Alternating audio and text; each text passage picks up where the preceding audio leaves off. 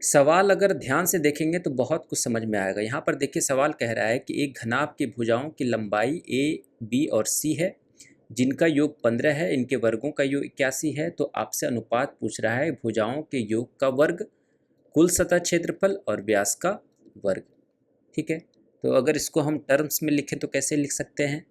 दे रखा है आपको a plus B plus C का मान 15 और A square plus B square plus C square का मान आपको 81 दे रखा है। और आपसे पूछ क्या रहा है? भुजाओं के योग का वर्ग, यानी कि a plus B plus C का स्क्वायर आपसे पूछ रहा है, अनुपात, फिर कुल सतह क्षेत्रफल। तो क्यूबाइड का कुल सतह क्षेत्रफल कितना हो जाएगा? 2 गुना लंबाई चौड़ाई, चौड़ाई ऊंचाई, ऊंचाई लंबाई, है ना। तो 2ab plus B C plus C A, ये अनुपात। और फिर तीसरा क्या है? व्यास का वर्ग। तो व्यास कितना होता है?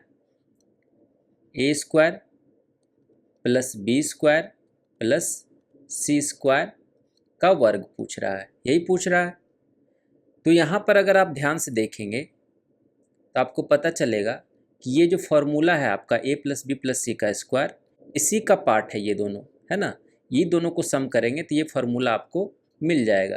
तो सिंपल सी बात है कि इसका स्क्वायर करेंगे तो a square plus B square plus C square ही मिलेगा। तो ये स्क्वायर यहाँ पर हमारा कितना हो जाएगा? a square plus B square plus C square, यानी कि 81। ये बन गया दोस्तों हमारा 81। अब a plus B plus C का स्क्वायर कितना? 15 का स्क्वायर 225, ये बन गया आपका 225। तो बाकी बचा जो होगा वो ये पार्ट होगा। तो बाकी कैसा कितना बचेगा? 225 में से 81 जाएगा तो 144। अब इसी का सिंपलेस्ट रेशियो आपको निकालना है, जो कि आपका आंसर होगा, है ना। तो देखिए कि सारे के सारे टर्म का सम जो है 9 है, तो आप 9 से डिवाइड कर दीजिए। तो यहाँ 9 से अगर डिवाइड करेंगे, यहाँ भी 9 से डिवाइड करेंगे, यहाँ भी 9 से डिवाइड करेंगे, तो कितना बन जाएगा? ये हो गया आपका 25, ये आपका हो गया 16 और ये आपका हो गया 9। 25 अनुपात 16 अनुपात 9 होगा आपका आंसर, ऑप्शन नंबर बी।